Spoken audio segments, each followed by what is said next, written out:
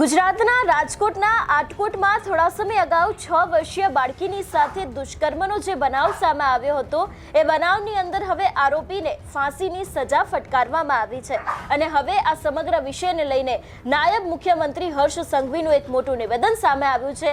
તેના વિશે આજે વિગતે વાત કરીએ। નમસ્કાર, હું હંસિની અને તમે જોઈ રહ્યા છો નિર્ભય ન્યૂઝ। ગુજરાતમાં છેલ્લા ઘણા સમયથી દુષ્કર્મના કિસ્સાઓ વધી રહ્યા છે।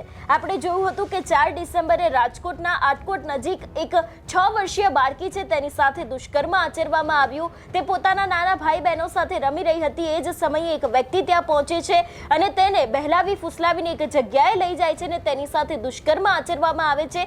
6 વર્ષીય માસૂમ બાળકીના પ્રાઇવેટ પાર્ટમાં રોડ પર ઘુસેડવામાં આવ્યો હતો અને હવે આ સમગ્ર મામલે જ્યારે આરોપીને ફાંસીની સજા ફટકારવામાં આવી છે ત્યારે નાયબ મુખ્યમંત્રી હર્ષ સંઘવીએ પોતાના સોશિયલ મીડિયામાં શું લખ્યું છે તેના ઉપર નજર કરીએ। અહીં લખવામાં આવ્યું છે, ગુજરાત સરકારનો સ્પષ્ટ સંદેશ, અમારી દીકરીઓ પર હુમલો જીવનનો અંત।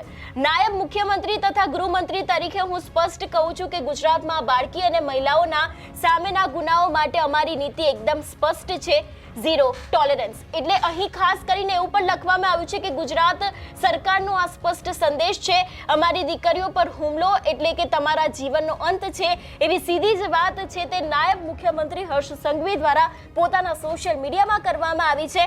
એટલું જ નહીં, અહીંયા એવું પણ લખવામાં આવ્યું છે કે નાયબ મુખ્યમંત્રી અને ગૃહમંત્રી તરીકે હું સ્પષ્ટ કહું છું કે ગુજરાતમાં બાળકી અને મહિલાઓ સામેના ગુનાઓ માટે અમારી નીતિ પહેલેથી સ્પષ્ટ રહી છે, એટલે કે તે લોકોની સામે કાર્યવાહી કરવામાં આવશે જ, એવી પણ વાત કહી છે। આગળ જો આ વિષયને લઈને વાત કરવામાં આવે તો અહીં એમ પણ લખવામાં આવ્યું છે, આટકોટના પોક્સો કેસમાં ફરિયાદથી લઈને સજા સુધીની સમગ્ર પ્રક્રિયા માત્ર 40 દિવસમાં પૂર્ણ થઈ। આ બતાવે છે કે ગુજરાતમાં ગુનેગારોને હવે વર્ષો સુધી ન્યાયથી બચાવવાની તક મળતી નથી। આ માત્ર એક કેસ નથી, આ એક કડક સંદેશ છે। દીકરીઓ પર હાથ ઉઠાવનાર માટે દયા નથી, માત્ર કડક સજા છે। આ સફળ કાર્યવાહી બદલ હું રાજકોટ ગ્રામ્ય પોલીસ સરકારના વકીલો અને સમગ્ર ન્યાયિક તંત્રને હાર્દિક અભિનંદન પાઠવું છું। તેમની ઝડપ, નિષ્ઠા અને વ્યવસાયિકતાને કારણે એક નિર્દોષ દીકરીને સમયસર ન્યાય મળ્યો છે। ગુજરાત સરકાર દરેક દીકરીની સુરક્ષા માટે અડગ રીતે પ્રતિબદ્ધ છે, એવી પણ વાત છે તે હર્ષ સંઘવી દ્વારા કરવામાં આવી છે। એટલે ખાસ કરીને જે સમગ્ર કેસ સામે આવ્યો હતો અને કેસ વિશેની ટાઈમલાઈન વિશેની વાત કરવામાં આવે તો લગભગ 4 ડિસેમ્બરની આ ઘટના હતી। 8 ડિસેમ્બરે આરોપીની ધરપકડ કરવામાં આવી। 22 જાન્યુઆરીએ 2026 એટલે કે આરોપીને દોષિત ઠેરવવામાં આવ્યા હતા અને 17 જાન્યુઆરીએ તેના સજા એટલે કે ફાંસીની સજાનું એલાન કરવામાં આવ્યું હતું। અને હવે આ જ મામલે અહીં લખવામાં આવ્યું છે કે આ કેસમાં ફરિયાદથી લઈને સજા સુધીની સમગ્ર પ્રક્રિયા છે તે માત્ર 40 દિવસમાં પૂર્ણ થઈ છે અને આ બતાવે છે કે ગુજરાતમાં ગુનેગારોને હવે વર્ષો સુધી ન્યાયથી બચાવવાની તક મળી નથી।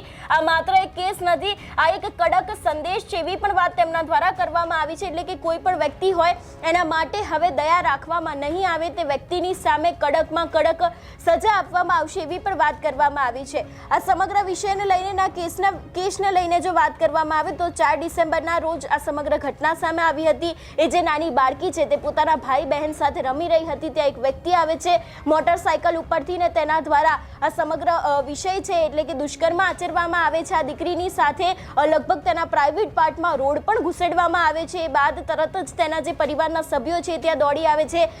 દીકરીની અવસ્થામાં જોઈને તેને હોસ્પિટલ ખસેડવામાં આવી હતી। એ બાદ ક્યાંક ને ક્યાંક આરોપીની ધરપકડ કરવામાં આવી હતી અને હવે જ્યારે તેને ફાંસીની સજા ફટકારવામાં આવી છે અને આ મામલે હર્ષ સંઘવી છે એમનું પણ એક નિવેદન સામે આવ્યું છે કે ગુજરાતમાં બહેનો અને દીકરીઓની સાથે જે દુષ્કર્મ કરશે તે લોકોની સાથે જો કદાચ કોઈ પણ ખરાબ વર્તન કરવામાં આવશે તો હવે ચલાવી લેવામાં નહીં આવે।